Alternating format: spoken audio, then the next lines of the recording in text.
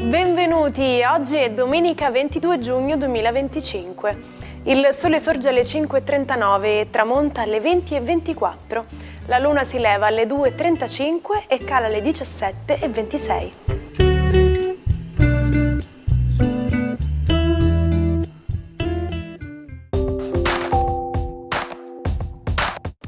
Oggi si celebra San Tommaso Moro. Il nome Tommaso ha origine aramaica e significa gemello. Il 22 giugno è la giornata mondiale della foresta pluviale. Si tratta di una giornata mondiale dedicata a tutte le foreste pluviali del mondo, le quali sono in pericolo di estinzione a causa del disboscamento incontrollato da parte dell'uomo. Le foreste pluviali sono fondamentali per la sopravvivenza della vita sulla Terra, per l'ossigeno che respiriamo e per l'acqua dolce che beviamo. Questa celebrazione funge quindi da catalizzatore di consapevolezza al fine di migliorare i comportamenti di milioni di persone.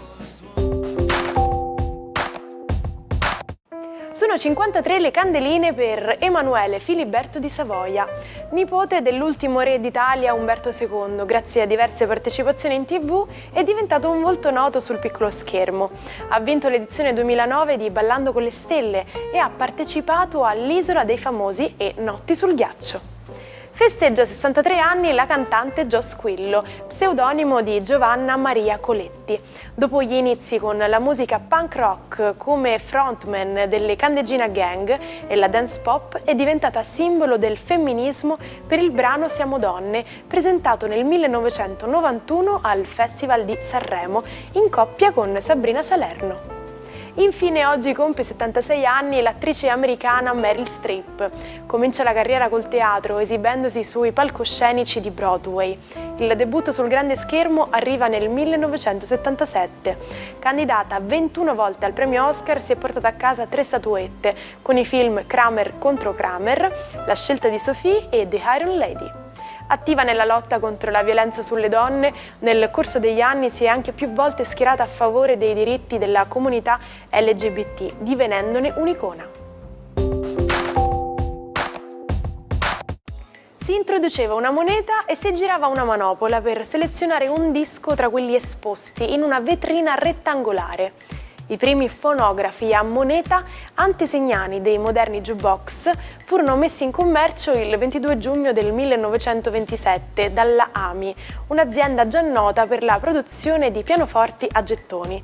Erano in legno e contenevano 12 dischi a 78 giri. Lo sapevate che le sabbie mobili si comportano da fluidi non newtoniani? Che significa? Significa che se rimanete intrappolati in delle sabbie mobili, non agitatevi, pensate da fisici e muovetevi lentamente. I liquidi non newtoniani sono dei liquidi che non reagiscono sempre allo stesso modo se sottoposti ad una pressione. Hanno infatti un comportamento da liquidi o da solidi, a seconda della forza che viene applicata. Un esempio è costituito da acqua e amido di mais e si può facilmente riprodurre a casa.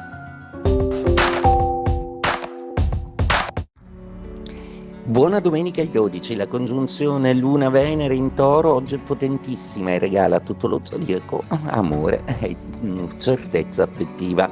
Ariete, per voi è proprio davanti agli occhi, si fa oggettiva, si fa concreta, si fa pratica, quindi è iniziata una nuova storia d'amore. Toro, per voi la giornata è assolutamente ricca di emozioni e di piacevolezze del tutto venusiane, proprio perché la Luna e Venere in congiunzione nei vostri gradi zodiacali vi rendono i più amati dello zodiaco per oggi.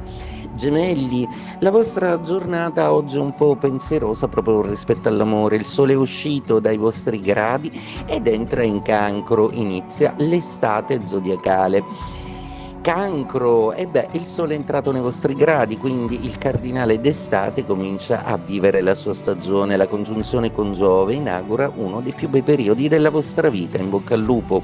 Leone, una giornata in cui il vostro sole, seppure è dietro le vostre spalle e potrebbe dare meno segnali, diventa più sottopelle, proprio perché la sua potentissima espansione data dalla congiunzione con Giove vi renderà forti e generosi e con un cuore grande come solo il leone sa avere. Vergine, una giornata oggi che vede il passaggio del sole in Cancro, è iniziata una nuova stagione, è estate, godetevela all'insegna dell'azione, dello sport e della passione marziana. Bilancia, è iniziata una nuova stagione, l'estate, quella del Cancro, voi siete cardinali d'autunno, quindi inizia un periodo di riflessione e di quadratura, forse dovrete affrettarvi per riuscire a completare tutti gli incarichi prima delle ferie. Scorpione, una giornata meravigliosa oggi perché l'inizio dell'estate coincide con un bellissimo sole e Giove in trigono, una grandissima ripresa per lo Scorpione. Sagittario, una bellissima notizia per voi, il sole ha dismesso la sua opposizione, è iniziata l'estate, tutto passa in Cancro, quindi ora siete liberi di essere più leggeri, sereni, scherzosi e positivi come sempre.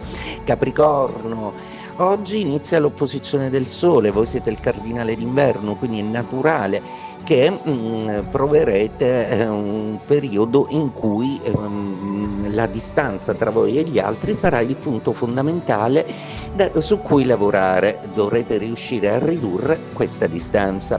Acquario, finito il trigono con il sole, siamo passati in estate, una stagione che vi mette però ispirazione e che vi fa sognare e vi farà sentire più liberi e più spensierati. Pesci, un bellissimo trigono per inaugurare questa nuova stagione, tra l'altro corroborato da Sole e Giove, una grande fortuna e soprattutto un bel viaggio sono ciò che si profila all'orizzonte.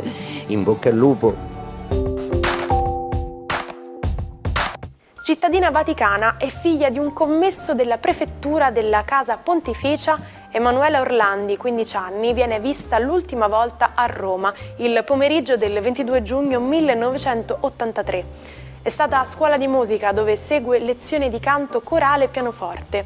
All'uscita chiama a casa da un telefono pubblico per parlare con la madre, ma le risponde la sorella. Poi il buio, di lei si perde ogni traccia.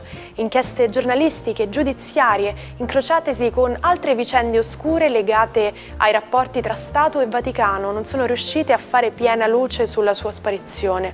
Le indagini sono ancora aperte su quello che rimane uno dei più grandi casi irrisolti della storia repubblicana. Il proverbio inglese "Curiosity killed the cat", tradotto in italiano come "la curiosità uccise il gatto", ci ricorda che a volte è meglio evitare di intrometterci in questioni che non ci riguardano direttamente.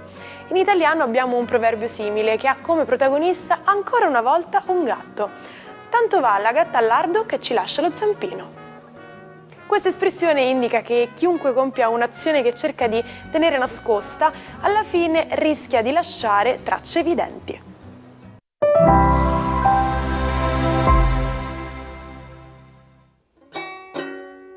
Non perdete l'opportunità di restare sempre aggiornati con i nostri video.